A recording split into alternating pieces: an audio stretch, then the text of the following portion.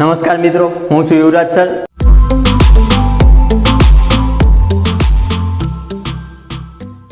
તમે જે રીતે જાણો છો એમ આપણે એક ઓનલાઈન ક્લાસીસની પૂરી ચેનલ બનેલી છે આઈ એજ્યુકેશન।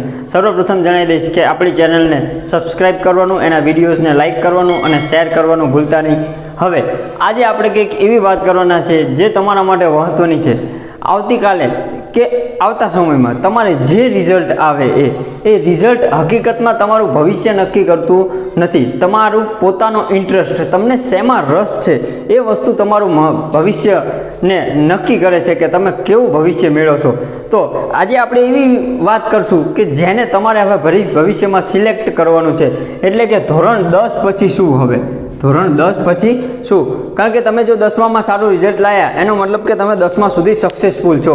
હવે આગળ એવી કઈ લાઈનમાં જવું કે જેનાથી તમે પોતે સક્સેસફુલ વ્યક્તિ બની શકો, પણ એના માટે તમારે પોતાની અંદરના રસને પહેલાં ઓળખવો પડશે। યાદ રાખજો, વાલી તમને સપોર્ટ કરી શકે એટલે તમે પોતાની જાતને ઉજાગર કરજો કે તમને શું ઈચ્છા છે। બાકી એવું ન થાય કે તમે કોઈ એક ફિલ્ડને પસંદ કરી લો, પછી તમને માનસિક રીતે એવું થાય કે પપ્પા કે મમ્મીના હિસાબે મેં આ ફિલ્ડ પસંદ કરી અને હવે હું તકલીફ ફસાયો છું। આવું ક્યારેય ન કરતા, એના કરતાં ખુલ્લા દિલથી કહી દેવું કે હું પોતે શું બનવા માંગુ છું। હવે જોઈએ કે કયા કયા ઓપ્શન છે ધોરણ 10 પછી। અહીંયા જોઈએ, એક છે આર્ટ્સ, એક છે કોમર્સ અને બીજું છે સાયન્સ। ટોટલ 3 તમને ઓપ્શન મળે છે। પહેલો છે આર્ટ્સ, બીજો કોમર્સ અને ત્રીજો સાયન્સ। ત્રણેયના અલગ અલગ રસ્તા છે। આર્ટ્સ એ સામાન્ય જીવનમાં ઉપયોગમાં લઈ શકાય એવું ભણતર છે, કોમર્સ એ હિસાબી ભણતર છે મોટા ભાગે, અને સાયન્સ કે જેને આપણે અત્યારે સોસાયટીમાં સૌથી એડવાન્સ ગણીએ છીએ। મોટાભાગના સારા રિઝલ્ટવાળા લોકો સાયન્સ લેતા હોય છે, પણ એવું જરૂરી નથી। તમારે 40% હોય તો પણ તમે સાયન્સ લઈ શકો, જો તમારો રસનો વિષય એમાં આવતો હોય તો। જોઈએ આર્ટ્સમાં કયા કયા ઓપ્શન છે। તો પહેલાં છે BA, બેચલર ઓફ આર્ટ્સ। તમે સામાન્ય કોઈ વિષય ઉપર ગુજરાતી, હિન્દી, ભાષાઓ અથવા તો મનોવિજ્ઞાન, તત્વજ્ઞાન જેવા વિષયો ભણી અને આગળ બેચલર ઓફ આર્ટ્સ કરી શકો ધોરણ 12 પછી। એના પછી છે LLB, જે એક સારો ઓપ્શન છે। વકીલાત કરવાનું, ઘણા લોકોમાં બોલવાનું ટેલેન્ટ હોય અને પોતે કાગળિયાના કામમાં હોશિયાર હોય તો એ લોકો આ કામ કરી શકે। LLB કે જે લોને લગતું ભણતર છે। બીજું છે ફેશન ડિઝાઇનિંગ। ઘણા મોટાભાગે છોકરીઓમાં ઇન્ટરેસ્ટ વધારે હોય ફેશન ડિઝાઇનિંગ। અત્યારે આનો ટ્રેન્ડ સૌથી વધારે છે, કારણ કે લોકોને નવી નવી ફેશનમાં રસ છે, તો તમે ફેશન ડિઝાઇનિંગનો કોર્સ કરી શકો આર્ટ્સમાં। આગળ જાઓ તો ઇન્ટિરિયર ડિઝાઇનિંગ। તમારા ઘરમાં ઘણી વખત સુથાર જાતે કામ કરી નાખે, એના બદલે એની પહેલાં એક વ્યક્તિ ચેક કરવા આવે અને આખું અલગ સેટલમેન્ટ કરી દે, જે તમે ટીવીમાં મોટા ભાગે જોતા હોય સેટ્સ, એમાં જે ગોઠવણી કરી હોય, ગોઠવણી કરનાર વ્યક્તિ હોય ઇન્ટિરિયર ડિઝાઇનર। એટલે તમે મોટા બંગલોઝ અને ઘરને શણગારવાનું, અંદરથી શણગારવાનું કામ કરી શકો ઇન્ટિરિયર ડિઝાઇનર બનીને। પછી છે BSW, bachelor of social work, એટલે કે સામાજિક કાર્યનું તમને ડિગ્રી મળે અને એના થ્રુ તમે આગળ NGO જેવી સંસ્થાઓમાં કામ કરી અને પૈસા પણ કમાઈ શકો, સાથે સાથે નામના પણ કમાઈ શકો। અને છેલ્લો ઓપ્શન છે 12 આર્ટ્સ પછી કોલ સેન્ટર। સાવ સહેલો ઓપ્શન, તમે 12 આર્ટ્સ છો, થોડું ઘણું તમને બોલતા આવડે છે, હિન્દીનું જ્ઞાન છે, તો તમે કોલ સેન્ટરમાં આસાનીથી નોકરી મેળવી શકો। બીજો ઓપ્શન ચેક કરીએ, કોમર્સ। આ હિસાબી છે। જો તમારું મેથ્સ સારું હોય, તમને આંકડામાં રસ હોય, તમને હિસાબમાં રસ હોય તો 100% કોમર્સમાં જવાય। તમને પૈસામાં રસ હોય તો પણ કોમર્સમાં જવાય, કારણ કે તમે બેંકમાં જશો, પૈસા ભલે તમારા ના હોય, બાકી તમને પૈસા તો જોવા મળશે। જોઈએ commerce, B Com, bachelor of commerce. ઘણા મોટા ભાગે હિસાબી, એમાં વાણિજ્ય તેમજ આંકડાશાસ્ત્ર જેવા વિષયો આવશે કે જે મોટા ભાગે હિસાબી કે કોઈ પણ જગ્યા કે ધંધાનો હિસાબ કેવી રીતે કરવો, શું કરવો, ટેક્સ ગણતરી જેવા મુદ્દાઓને આવરી લેવામાં આવે। પછી છે CA, ચાર્ટેડ એકાઉન્ટન્ટ। કોમર્સની લાઈનમાં અઘરાઓમાંનું એક। આ બનવાથી તમે અકાઉન્ટન્ટ બનશો, પણ હાઈ પ્રોફાઇલ અકાઉન્ટન્ટ। કોઈ કંપનીમાં અકાઉન્ટન્ટ 10 હોઈ શકે, પણ ચાર્ટેડ એકાઉન્ટન્ટ ફક્ત એક જ હોય કે જે ટેક્સ અને સ્લેબની પરફેક્ટ ગણતરી કરતો હોય વ્યક્તિ ચાર્ટેડ એકાઉન્ટન્ટ। અને આ લાઇનની સૌથી સારામાં સારી નોકરી આ કોમર્સની, જો તમે હોશિયાર હોય તો એના માટે પ્રયત્ન કરાય। આખા ગુજરાતમાં અંદાજે 4% લોકો પાસ થાય છે ચાર્ટેડ એકાઉન્ટન્ટની પરીક્ષામાં।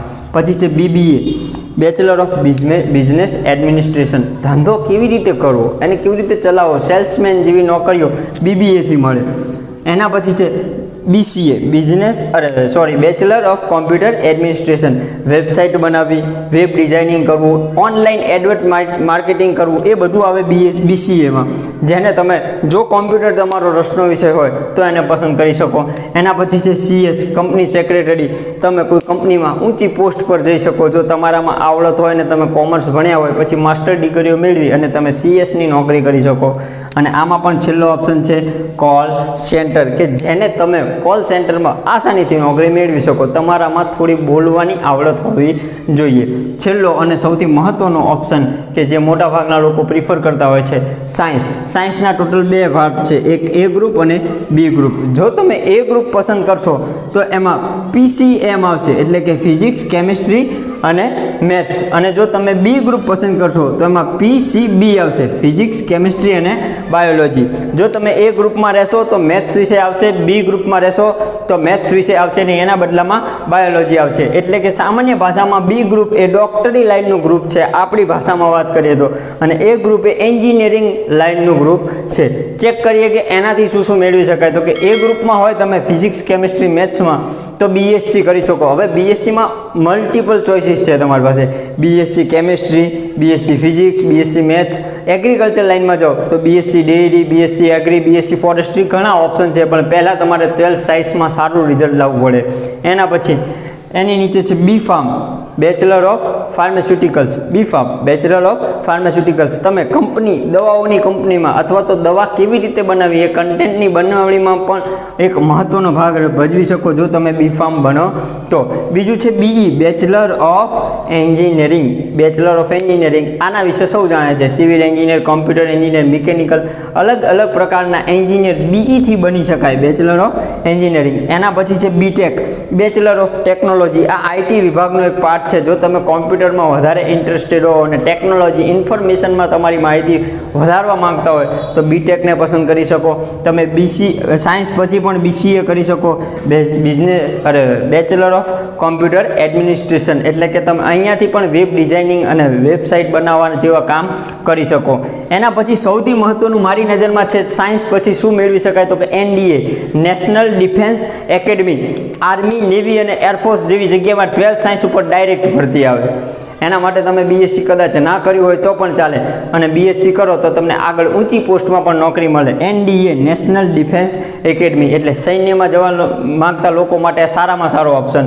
પછી છે બેચલર ઓફ આર્કિટેક્ટ. આ તમે જાણો છો મંદિરો, સ્થાપત્યો કે મોટી બિલ્ડિંગો બનાવવા માટે આર્કિટેક્ટની જરૂર પડે કે જે એનું બાંધકામ, એનું પૂરેપૂરું આયોજન ગોઠવે કે તડકો કેવી રીતે આવશે, એને કેવા પ્રકારની તકલીફ આવશે તો એ બિલ્ડિંગ કેવી રીતે ઊભું રાખશે, એની ડિઝાઇન, એ બેચલર ઓફ આર્કિટેક્ટનું કામ છે અને એ કામ કરી શકે. સાથે સાથે સ્થાપત્યોના અલગ અલગ પણ એ કામ કરી શકે. અને છેલ્લું છે હોટલ મેનેજમેન્ટ. હોટલ મેનેજમેન્ટ એટલે કે એવું નહીં કે તમે ઘરની હોટલ ચાલુ કરો અને મેનેજરમાં બનો, ના. તાજ કે ઓબરોય જેવી 5 સ્ટાર હોટલમાં તમે મેનેજર બનો અથવા તો મેનેજરના આસિસ્ટન્ટ બનો કે જેનાથી તમારી પાસે હોટલનું મેનેજમેન્ટનું પૂરું હોટલ કેવી રીતે ચલાવવું એનું આયોજનની ડિગ્રી હોય અને એને લઈ અને તમે મોટી 5 સ્ટાર હોટલોમાં કામ કરતા હોય. બીજું જોઈએ હવે સામે B ગ્રુપ. B ગ્રુપમાં PCB એટલે કે ફિઝિક્સ, કેમિસ્ટ્રી અને બાયોલોજી છે. બાયોલોજી મોટા ભાગે ડોક્ટરી લાઇન માટે છે. BSc આમાં પણ થશે, આમાં પણ બાયોલોજી પર થઈ શકે, કેમિસ્ટ્રી પર થઈ શકે, ફિઝિક્સ પર થઈ શકે, સાથે બીજા કેટલાય વિષયો જોડાશે. કદાચ એગ્રીકલ્ચરના જ ઘણા વિષયો તમે B ગ્રુપમાં હશો તો 21 વિષયોને જોડી શકશો, ડેરી ટેકનોલોજીથી લઈ અને ફોરેસ્ટ્રી જેવા અલગ અલગ. નીચે છે MBBS, બરાબર, એ છે ડોક્ટરી line. Medicine of bachelor of medicine and bachelor of surgery, એવું કંઈ એનું પૂરું નામ છે. તમે એનાથી ડૉક્ટર બની શકો, MBBS. એની નીચે છે BSc નર્સિંગ. ઘણા લોકોને ડૉક્ટર બનવા કરતાં હેડ નર્સ બનવામાં વધારે રસ હોય કે તમે ડૉક્ટરી લાઇન સુધી ના પહોંચી શકે એમ હોય, તમારું રિઝલ્ટ થોડું ડાઉન હોય તો તમે એમના હાથ નીચે કામ કરનાર એક વ્યક્તિ બની શકો બેચલર ઓફ સાયન્સમાં નર્સિંગ કોર્સ લઈને. એના પછી છે BHMS, જેને આપણે સામાન્ય રીતે કહીએ છીએ હોમિયોપેથિકના ડૉક્ટર. એ તમે બની શકો કે જે આયુર્વેદિક દવાઓનો મોટા ભાગે ઉપયોગ કરી અને સારવાર કરતા હોય છે. અને છેલ્લું એક લાઈન એમાં છે ડેન્ટલ, દાંતના ડૉક્ટર બની શકાય. હવે એક વસ્તુ યાદ રાખો, મેં જે તમને આપ્યું છે આર્ટ્સ, કોમર્સ, સાયન્સ, એમાં ખાલી આટલું જ નથી, અઢળક છે. પણ આ જે છે એ મુખ્ય છે કે જે મોટા ભાગના તમારામાંથી આજ સુધીના વિદ્યાર્થીઓ પસંદ કરેલી લાઇન્સ છે. બાકી આના કરતાં વધારે છે. સાથે સાથે આની અંદર ઘણા ઓપ્શન છે. પણ તમે આ 10મા પછી 12મામાં આવવાના છો તો તમારે મુખ્ય એ જોવાનું છે કે આર્ટ્સ, કોમર્સ કે સાયન્સ લઈ અને આગળ ભવિષ્યમાં શું કરશો. એટલે પહેલાં તમારે આ 3માંથી એક સિલેક્ટ કરવાનું છે. સાથે સાથે આના સિવાય બીજા 2 ઓપ્શન છે. એક છે ડિપ્લોમા ઓપ્શન અને એક ડાયરેક્ટ નોકરીનો ઓપ્શન. હવે આ બંને માટે એક અલગ વિડીયો બનાવવો પડશે, કારણ કે એમાં અલગ અલગ ચોઇસીસ છે અને અલગ અલગ વસ્તુ તમે મેળવી શકો ફ્યુચરમાં. પણ મુખ્ય આ 3 છે, આર્ટ્સ, કોમર્સ અને સાયન્સ. તો આ વિડીયોમાં આ માહિતી તમારા માટે ધોરણ 10 પછી શુંની છે આની વધારે ડિટેલ જોતી હોય તો કદાચ તમારે જરૂર પડે તો મને કોમેન્ટમાં લખી દેજો, હું તમને એનો જવાબ આપીશ. સાથે સાથે બીજા વિડીયોમાં ડિપ્લોમા અને અધર ઓપ્શન્સ માટેની આપણે વાત કરીશું. એટલે આ વિડીયોને પૂરો જોઈ અને સમજી લેજો કે તમારો ભવિષ્યમાં ગોલ શું છે. અને બીજા વિડીયોમાં જો તમારો ગોલ ટાર્ગેટ એચીવ થતો હોય તો એ વિડીયોને જોઈ લેજો અને તમારા મિત્રો સુધી અથવા તો તમારા વાલી અને એમના મિત્ર વર્તુળમાં શેર કરજો, જેનાથી એ લોકો સમજી શકે કે તમે આગળ ભવિષ્યમાં શું કરી શકો. અને એક વાત હજુ પણ યાદ રાખજો, રિઝલ્ટ મહત્વ રાખતું નથી, તમારો રસ મહત્વ રાખે છે કે તમે ભવિષ્યમાં શું બનશો. તમે જે બનશો એ તમારું દિલ, તમારો ઇન્ટરેસ્ટ જે કહેશે એ બનાશે. બાકી આજુબાજુવાળા અને વાલીના કહેવાથી આજ સુધી કોઈ સક્સેસ થયું નથી. પોતાના ઇન્ટરેસ્ટને પહેલાં ધ્યાનમાં રાખી અને આ પૂરેપૂરા ચાર્ટનું એક શાંતિથી અવલોકન કરી અને પોતાના વિચારને સમજી લેવાનો કે હવે હું ભવિષ્યમાં શું કરવા ઈચ્છીશ. અને બીજી માહિતી તમને બીજા વિડીયોમાં મળશે.